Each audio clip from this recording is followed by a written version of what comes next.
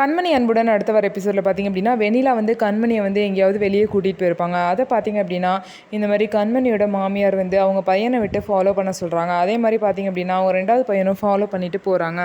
ஆனால் அவங்கள பாதியிலே மிஸ் பண்ணிடுறாங்க.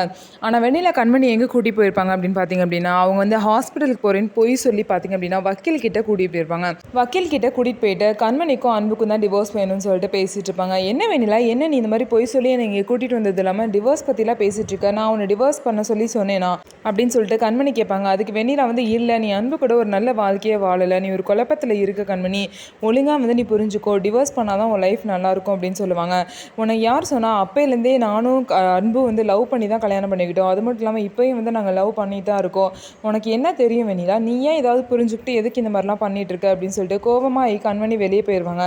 உடனே பார்த்திங்க அப்படின்னா இந்த மாதிரி வெண்ணிலா வந்து வக்கீல் கிட்ட அவள் ஏதோ குழப்பத்தில் பேசுகிறா அப்படின்னு சொல்லுவாங்க. உடனே வக்கீல் வந்து வெண்ணிலாவை பார்த்து அவங்க ஒன்றும் குழப்பத்தில் இல்லை, நீங்கள் தான் குழப்பத்தில் இருக்கீங்க, அவங்க தெளிவாக தான் இருக்காங்க அவங்க லைஃப்லன்னு சொல்லி திட்டி அமைச்சிருவாங்க.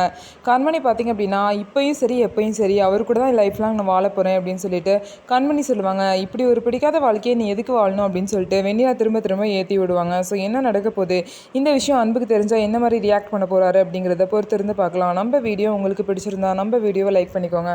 மறக்காமல் நம்மளோட சேனலை சப்ஸ்கிரைப் அண்ட் ஹைப் பண்ணிவிட்டு பாருங்கள்.